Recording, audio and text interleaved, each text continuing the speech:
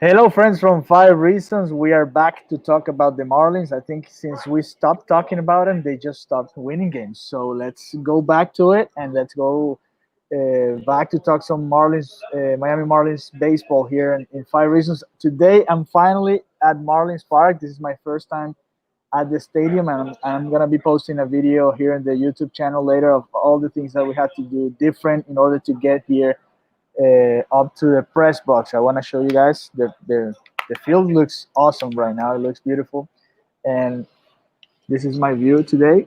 So you guys enjoy it from there.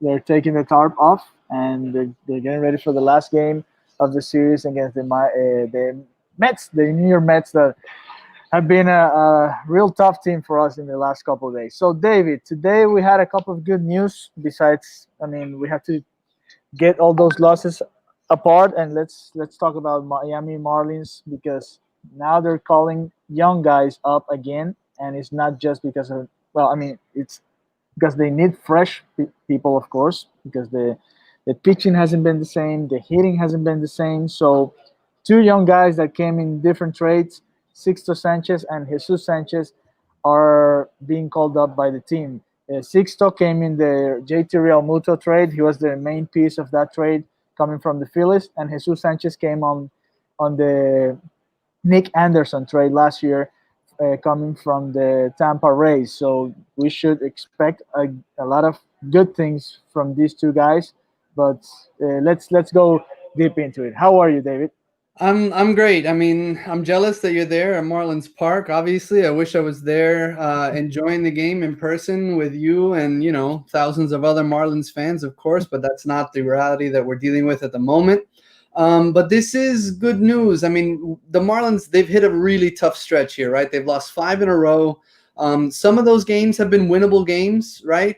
They just haven't seemed to come up with the big hit or the big out when they've needed it most. We've seen a few signs here and there, but the offense has really, really struggled. And while the starting pitching, other than Jordan Yamamoto, the starting pitching has been really good, the bullpen has regressed considerably. But I mean, what do you expect when you're looking at these replacement level players who are coming in, and then even those guys, like that first wave of guys, some of them ended up getting hurt. So we're really sort of digging at the bottom of the barrel here for some of these arms. And it's been disappointing, obviously, over these last 5 days. I mean, the good thing is they're 9-9. They're second in the NL East. They're still in the playoff race. They're holding one of those playoff spots. If they can salvage a win here tonight, it'll create a little bit more space between us and the rest of the NL East, and then we'll be moving forward. And the most exciting part is tonight we get to see the return of the unofficial captain, Miguel Rojas. He's back with the team. He's back in the lineup. He's taken over at shortstop. And then over the weekend, we're probably going to see Sixto Sanchez and Jesus Sanchez get their first turn with the big club, because they've got 5 games in 3 days, I think, or 4 days against the Washington Nationals, including a doubleheader on Saturday. So they're going to need the extra arms, which is why Sixto is up. And, they're going to need the extra bats with Sanchez. They need something in this lineup to provide them a spark, because the reality is they haven't gotten that spark from the fill-ins, right? Monte has had his moments, but he's struggled. Lewis Brinson hasn't done much. I mean, I don't know what we were expecting from somebody like Ryan LaVarnway, but he's a backup catcher. Eddie has had his moments. He's been really great defensively, but they need somebody in the lineup to produce. And obviously getting Miguel Rojas is kind of step one, but they really need to get going here moving forward. Yeah. Miguel Rojas was definitely a very important player in the first couple of games that we could play there at Philly. And of course, he's the captain. Like you said, we need a lot of his defense out there, even though both Villard and even Alvarez last night with a couple of great plays have shown that they can play that position. And you talked about a guy or a couple of guys that have been struggling a lot, especially to make contact, right? With Lewis Brinson and Monte Harrison, so many strikeouts, and the thing that bothers me, I mean, the most is that they seem like they're not doing any type of adjustment, right? And we know baseball is a sport when you need to be making adjustments all the time because the opposition is gonna scout you. All, and they know exactly where you struggle, so they're gonna go at it, and they're not gonna have any type of mercy with you. And Right. and, and that's a good thing that we have Jesus Sanchez now. I thought he was gonna make the team before Brinson because he's been what a couple of years already in Double A or Triple A, so he's ready or he seems to be ready for this level. Even though we saw something similar with Lewis Brinson, that he can hit in the minors, and somehow he just loses the contact here in the majors. But it's been hard to watch. Actually, it's been painful. Even Jonathan Villar, who was one of the best guys with contact, has been losing that very useful tool in the last couple of games. So it's good that we're bringing new people that the team can get like a second star because looking at it, I mean, it was an awesome trip for the Marlins. It was an awesome road trip. They came home and this couple of series were supposed to be that moment when they were gonna say, okay, we're ready for this and we're gonna be fighting for the playoffs. But it hasn't been that way. I mean, we lost No. the last two games against the Braves, two winnable games, like you said. Especially, I think the first one when it was like a pitching duel that Hmm. Adam Duvall that hit that homer of Kinsler, and a game like last night when you come back, especially after struggling against the Grom, Pablo Lopez pitching a great game, and you lose it again, and Kinsley gives up another homer. So it's been, I mean, we knew it was hard for the team to keep that rhythm, right? The rhythm of the first couple of days when they were at some point the best team in the majors. We know we're not that team, but we can beat this team, like right, like close to 500, winning some games, and definitely being part of the playoff run. Absolutely. Listen, Mattingly said at the beginning of the year that the target was 8-4, and they hit that target, right? Despite everything that happened to this club, they hit that 8-4 target. They were feeling great coming off of, the among the most difficult road trips ever, right? It's pretty hard to imagine a team having a worse go from a roster standpoint. They come home, they had a huge opportunity to really sort of solidify their spot in the playoffs and to really take control, maybe take that next step, but they couldn't meet that challenge, right? But I mean, again, the reality is we're dealing with replacement level players. We're dealing with minor league guys. We're dealing with waiver wire guys. And then even some of those guys were getting hurt, right? So, it was a great opportunity for the Marlins. It's incredible that they were able to start the way that they did, right? Mattingly was talking the other day about how they put money in the bank with those early wins, but they've had some withdrawals here lately. They're sitting at 9-9, and I'm willing to bet that most Marlins fans coming into 2020 would have been okay with 9-9. I mean, Yeah. obviously, we're not okay with how we got here, right? Having lost 5 in a row.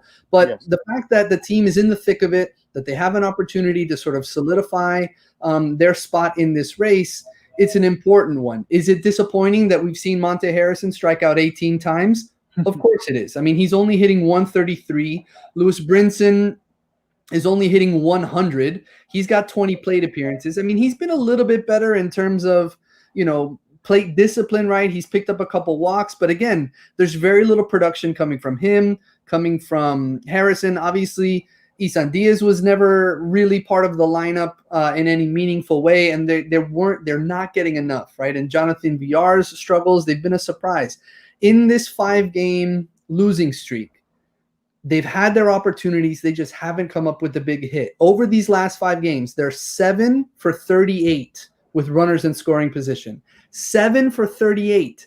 That's terrible. They've left 39 guys on base. They had opportunities to get runs against DeGrom when they were up in New York, even last night. I mean, they've had opportunity after opportunity after opportunity. They get runners into scoring position, but then they don't push them across, and some of them, it's the worst kind of out because it's a strikeout. They don't move the runners over, so just not being productive enough, which is why, the idea of seeing Jesus Sanchez join this lineup is so exciting. I mean, he's 22 years old. In 2019, he was between AA and AAA. He hit 260, but he had an OPS of 398, right? He hit 13 homers and 63 RBIs. We saw him hit a bomb in Atlanta when they had that exhibition game ahead of the season. So he has incredible bat speed. He has this raw power, and he could be somebody that could really bring life to this lineup in the way that Harrison and Brinson and some of the others just weren't. But the reality is everybody needs to produce in order for this team to be successful. It can't just fall on one guy. I mean, Yeah. Miguel Rojas, when he went out, was hitting 700. He was 7 for 10. You know, he had a homer, a double, a triple. He had 5 RBIs in 3 games. He's not going to hit 700 for the whole year. No. Right? There's going to be some regression here, but it can't all fall on one guy.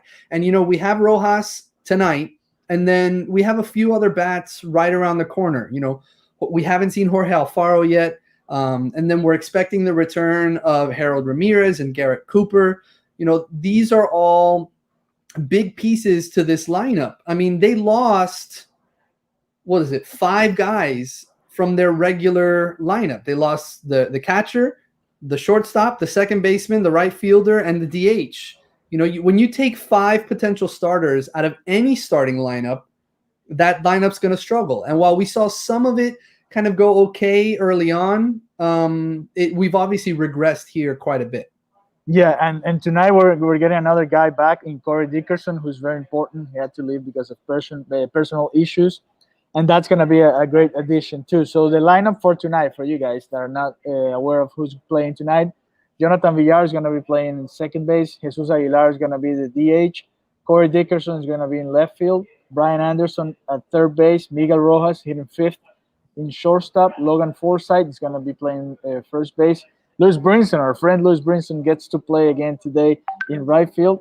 Ryan Lavernway, it's a catcher for tonight, and Monte Harrison, it's going to be in center field. Of course, they're facing Seth Lugo today from the Mets, and Daniel Castaño is going to be the starting guy for the Marlins. And he's been another surprise this year because he came straight from what, low A or something like that, and yeah, his he had never pitched right. He had never pitched above advanced between above double A. He pitched a lot in advanced single A last year. I mean, his last time out, he was awesome. He went 6 innings. You know, he did give up that home run, but he just gave up the 4 hits. I mean, he was really, really sharp in his second outing against the Braves.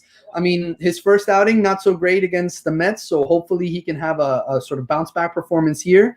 You know, but we've seen some great work from the starting rotation, again, other than Yamamoto. You know, so hopefully he can continue to build on that success, but the lineup really needs to come through. And the reality is, I mean, many of those names that you mentioned, Forsythe, Harrison, Brinson, if they want to stick with this club moving forward, because these other guys are coming back, if they want to hang on to a roster spot, they need to produce. You know, both Monte Harrison and Lewis Brinson should take the call up of Jesus Sanchez personally, because he's coming for their job. He is going to get into the lineup, you know, just like we saw Lewin Diaz with his little cup of coffee here when Corey Dickerson was out. You know, Mattingly got him into the lineup in 2 days. Unfortunately, you know, he didn't produce the way that maybe we had hoped. He had a couple hits, right? He had a couple moments. You know, he showed his potential. And we're going to see something very similar with Jesus Sanchez over the weekend. He's likely going to get into the lineup. He might be in right field. He might be at DH. But if he performs, he's definitely taking one of those guys' jobs.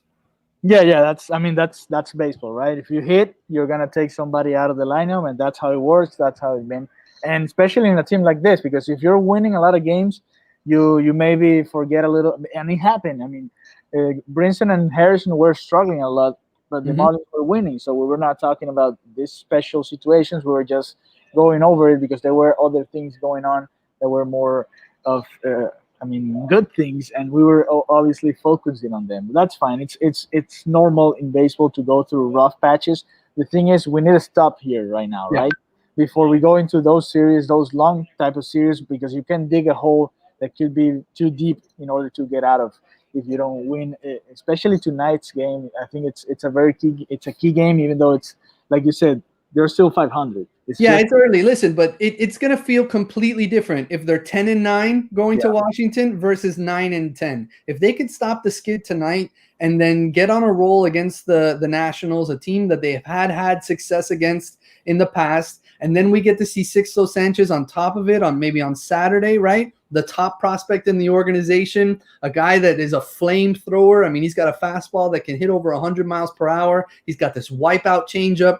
I mean, it's going to be an exciting weekend for the Marlins, and especially if they can pull off this win tonight. Obviously, you don't want to drop 3 out of 4 to anybody, much less a division rival. But it's a key moment in time here for this team moving forward as they're getting those pieces back. They're not going to rush Sandy back. Don Mattingly was saying today during his media availability that Sandy's sim game went well today. He threw 50 pitches, right? He had 4 up downs, right? So he pitched what would have amounted to 4 innings, and he looked good. Sandy wants to be back, but Mattingly says they're not going to rush him or any of the other ones, really. And one of the problems that they're facing with the new rules this year with the roster, whoever's not with them when they go on the trip, they can't play until I guess the team comes back, right? So, that's why we'll probably see Sixto and Jesus Sanchez land on the taxi squad so that they can activate them, when they need them for that doubleheader over the weekend. And that's a very exciting name, Sixto Sanchez, Sandy Alcantara. That can be the 1-2 punch going forward in the next couple of years. Oh, yeah, and Pablo would be right there too. And Pablo, yeah, I would put right now, of course, I would put Sandy, Pablo, and then Sixto Sanchez, and then you have a 1-2-3 that's very powerful that you can compare it to the Nationals, or if you compare it to the Phillies rotation right now, I think it would be better. Atlanta's having a lot of problems. The Mets just have DeGrom right now. And so that it's a good moment. It's a good moment for the Marlins. I know it's frustrating every time a team loses 5 times in a row, and especially since they started 7-1. Right now they're 9-9. So the last 9 games have been. It hasn't been what we're expecting, right? But it's fine. It's part of baseball, and we knew at some point this downfall was going to come at some ratio. So very exciting to be talking about, again about the Marlins, and I think it's going to be a good season for the Marlins because this time, since it's a special occasion. We know it's a short season. The Marlins are going to be fighting for the playoffs, and that fight for the playoffs is going to be good for the future, right? Because these players are already getting this experience, the young players, of being in a division race, which is something that in the past couple of years they haven't had. No, it's huge. The amount of experience that they're able to build on right now. I know Mattingly is trying to put out, the lineup that he thinks will get us the win, from night to night. So sometimes we might get frustrated with, why isn't he playing this guy? Why isn't the young guy getting another opportunity? But the reality is these guys are getting the experience. They are getting the reps. And it's important that they're taking that next step so that, we were a little ahead of schedule here when we started talking about playoffs for 2020. We probably weren't thinking about contending for a playoff spot until next year, maybe, right? So maybe a little bit ahead of schedule here, but there's an opportunity. And not only can these guys gain the experience, the team can also be relevant and hopefully break that playoff drought. Hopefully. So, okay, tonight the game starts at 6:10. So in a little bit more than an hour would be the first pitch for this game between the Marlins and the Miami Mets. For all the coverage, please visit 5reasonsports.com. We have a lot of work being done there, and it's great what the guys are doing in our website. So visit 5reasonsports.com. Follow David. You had the handle right there under his name, and we're gonna be talking about the game the entire night. So see you guys later.